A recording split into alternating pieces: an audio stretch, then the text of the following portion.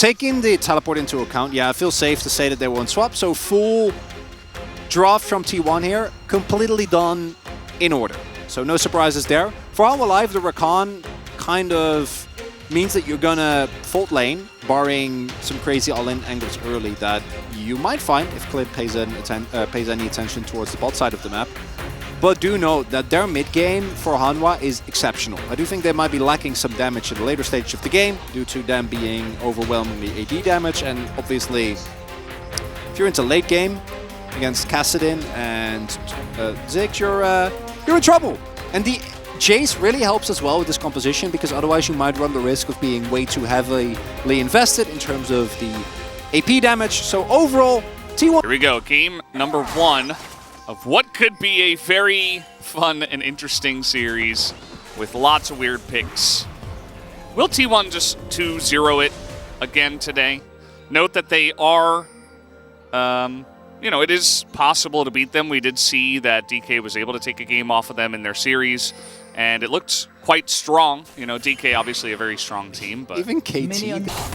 But if T1 play this out in any way... Oh, yeah, I haven't even... Oh, no! Is he just dead? Oh, my God! Come on! 2 minutes and 22 seconds. Just mark it.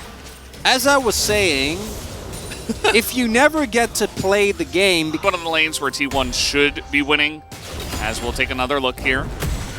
It's really just straightforward, right? Zeus finds his level 2 first, gets full damage, gets his Conqueror procs, and then gets the extra couple of orders in with his transformation. Really nicely done. Oh, the satchel is big. The root is also a great follow-up. The Ignite is in, and the autos come in as well. As Ziggs 1 was in the air, didn't quite see that, as now Owner's in the bottom side. Guys, what is going on? They're not going to play the game! Come on! This is just not fair. They're not going to be able to play the video game. What happened to good old-fashioned League of Legends? What is this? It's done! Oh, man. Okay, well, KERIA's going to pick that kill up as in goes Zeka, trying to take a big trade onto Faker, and, you know, he does win it. That's a first shot kill. It's Okay, Faker. well, here comes KERIA. He's trying to get on top of them, as now he's going to be the victim. He doesn't have flash, so he's just going to die. And he does come over, and guess what? He gives a shutdown to Aurelia. So after all that, you know, he keeps Faker alive, I suppose, but he's also going to gift a kill, a shutdown kill to Zeka's Aurelia. Especially when it comes around objective fights in the future. If they hesitate, take a poke down, they are in deep trouble. As long as they don't do that, it should be fine. Yeah. KERIA's here, just supporting Faker. It's definitely going to be an issue as Zeka just goes in for the plate, takes a turret shot and has to flash away. Meanwhile, the Jhin is nearby.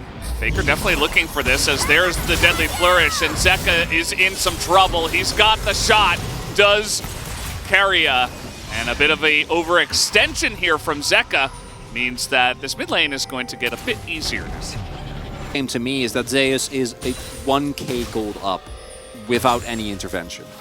Right, that's kind of a disaster. This Jace was picked very much face up. First. Literally first picked, and the Cassante not quite working out. Owner might pay a visit here. I don't even think you need to. Is also on a ward, so we do see HANWHA Live immediately responding with play towards this dragon. We'll have confirmation now that there is no one in the area, but I think diving Cassante is definitely a risk. However, if KERIA and Faker are there, I'm not going to be too worried, and Kingen seems to have gotten the memo. Yeah. Does have Ghost in his ultimate. I think he might be able to get out here. He's going to dodge one, dodge a lot actually. He's just playing Frogger at this moment in time, but not sure if he can get out. He's trying to trade onto Faker, gets decently close. And Zeus will take the kill in the end, which will mean a huge chunk of plates in the top side. Yeah, never mind. He ain't getting out. Nice collapse. Little behind the curve in this game, obviously playing into the Aurelia.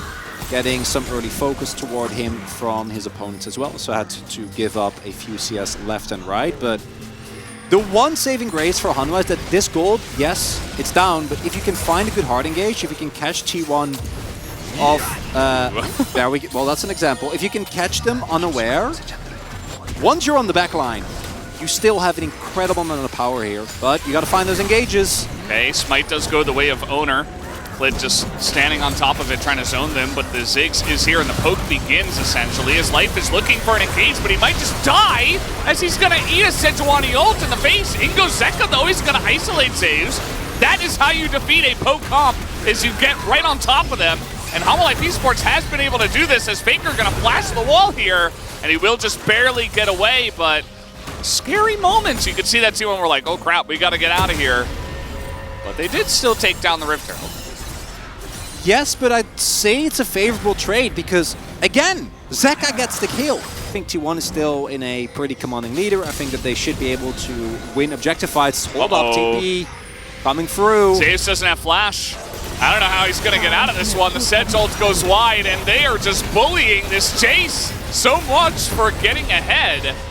As he will get down, Viper's going to take the kill. And, you know, not much happening right now on the map. They're like, oh, let's just get on top of this Jace that doesn't have flash. Do note that that was a teleport investment from Kingen, and Faker is still farming in the top half of the map. However, I don't know how much of that is going to matter when it comes to the upcoming fight, because at this point it looks likely that T1 is going to want to 5v5 for that one anyway. Trying to get on top of Gume here as the ult will come out, and Kingen may have overstepped his bounds, but was it a bait all along? Faker gonna get chained under the turret, and now Clid is here. He's just dead. That's another kill given over to Viper. They want to fight. They were looking for a turn here. They have all the tools. They absolutely do. The poke not necessarily landing there at all. Zeus not gonna hit it. Guma not really going to hit it. That's some nice shots from KERIA, but now they got to get into the pit as down goes Clid. He is so low, and Ziggs is going to get the Baron. HANWHA Esports do not turn. They just decide, okay, we're going to stay on the Baron. And because of that, they just go down. And now KERIA's just flashing on them. Viper and Kingen just have to run away with their tail between their legs, and the coordination, not there. T1 just roll over. There we go. Your favorite Monka emote ready. Okay, immediately teleports. Yeah, here we go.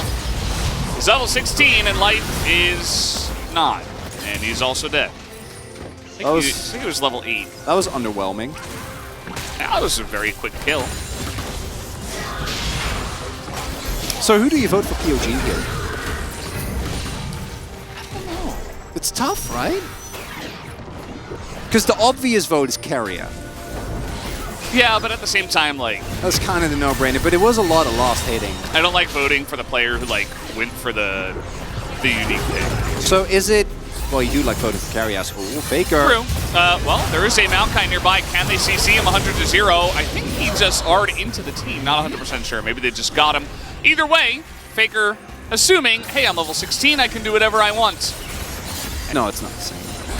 Gonna try and contest, but again, T1 do have an incredible amount of vision, incredible amount of control, so actually finding an angle as HANWHA Live now should not be a possibility. So what happens when that poke comp gets ahead, you see HANWHA Esports, they can't even use their engage. The exhaust comes in from Faker on top of Viper, as now we got the turnaround. Massive knock-up on a 3, but what does it matter for? Zeka not able to get on in there, and Faker is just a menace in this backline. Zeka is still doing some crazy stuff. KERIA gonna land that Deadly Flourish, and that looks like the last potential fight of the game, as actually they are pinging onto Baron. Wow, that's a gigantic lead. I mean, Kingen has not really been able to farm because he's just been giving all his farm to his laners, or his carries after the laning phase, and he didn't have much of a laning phase, so here he is, just, I mean, he's level 16. So what is happening here as well, as we are about to say goodbye to this game? Hey, Nature's Grasp. One more try. We do have the flank coming on in. This could be the angle here for Zeka. Zeus does have a stopwatch, but he's getting dunked on. And there it is, 100-0. HANWHA Esports find the angle, and now KERIA is also going to get caught out, as Faker and Owner will find an angle here in mid, at least for their sake. Going to take down this inhibitor. Doesn't look like they will get there. Who's going to win? Faker's waiting, I think, for the, yeah, you can see the cooldown on the left. Fight.